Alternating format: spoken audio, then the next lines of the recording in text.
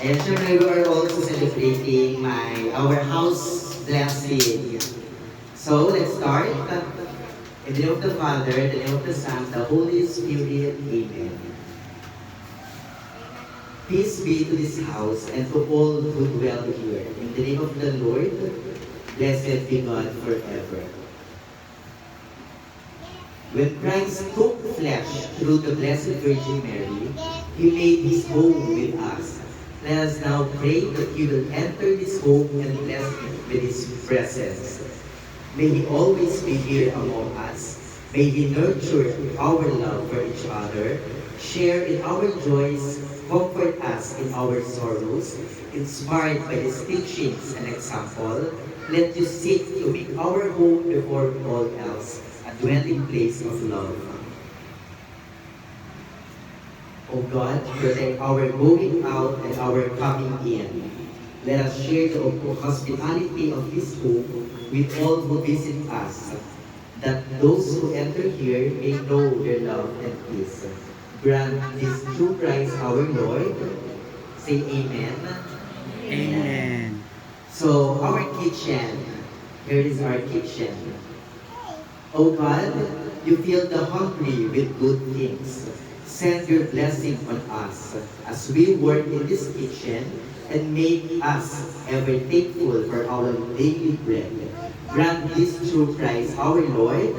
Amen. In the dining area. Blessed are you, Lord of heaven and earth, for you give us food and drink to sustain our lives and make our hearts glad. Help us to be grateful for all your mercies and mindful of the needs of others. Grant this through Christ our Lord. Amen. In our bedrooms, protect us, Lord, as we stay awake.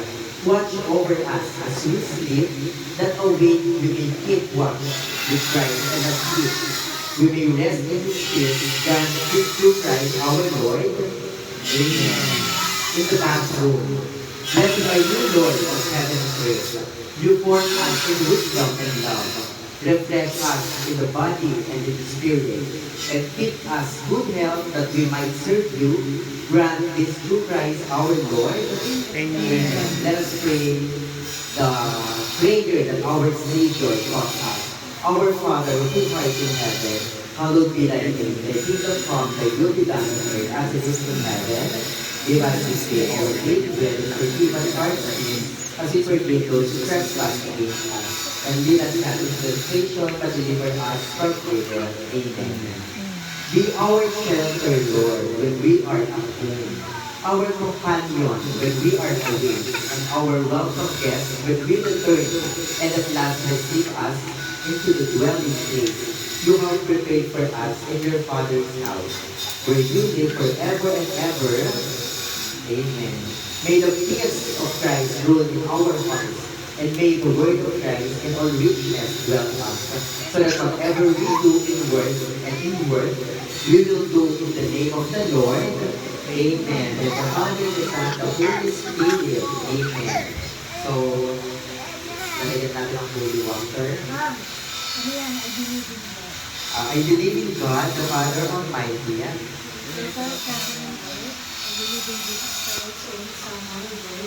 Was conceived of the Holy Spirit, born of the Virgin Mary, suffered under Pontius Pilate, was crucified by the Holy Spirit. And descended into hell, the third day raised unto the dead, he ascended into heaven, seated at the right hand of the Father. I believe in the Holy Spirit, the Holy Catholic Church, the union of saints, the forgiveness of sins, the resurrection of the body, and life everlasting. Amen.